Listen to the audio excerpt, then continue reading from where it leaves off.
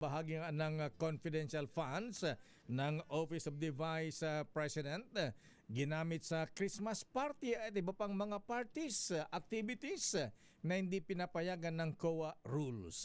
Sa detalye mula kay Aris number 12, Manang Milky Rigunan, please come in, Milky. Lakayatea, ginamit ng Office of the Vice President ang kanilang confidential funds para sa Christmas activities, gift giving, tree planting at iba pang mga activities na labag sa patakaran ng Commission on Audit. Ito ang binanggit ni COA State Auditor Cylene May Del Campo nang tanungin ni Private Prosecutor Lorna Capunan sa listahan ng pinagamitan ng OVP ng kanilang confidential funds. Sa pagsusuri ng COA, sinabi ni Del Campo umaabot sa 73.287 million pesos ang notice of disallowance.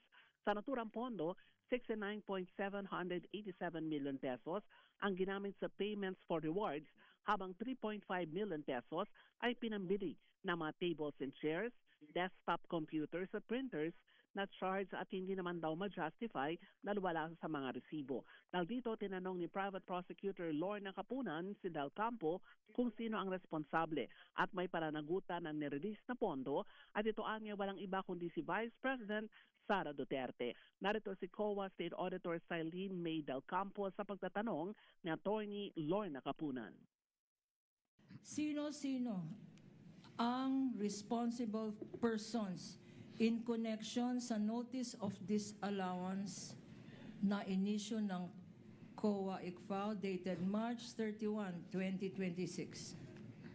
Ang mga persons po ay sina VP Sara, the SDO Ms. Gina Acosta, ang Chief Accountant Ms. Julieta Villa del Rey at si Colonel Raymond Dante Pilachica po.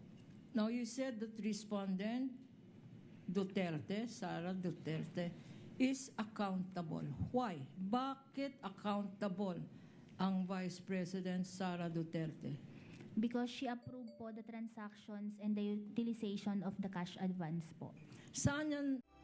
Samantala, bukas lakay ang pagkakataon naman ng depensa na i-cross si Del Campo kaugnay na umano'y mali at questionable ng paggamit ng confidential funds ni Vice President Sara Duterte. Ako si Milky Rigunan, nagulat para sa DCRH, una sa Pilipinas, una sa Pilipino.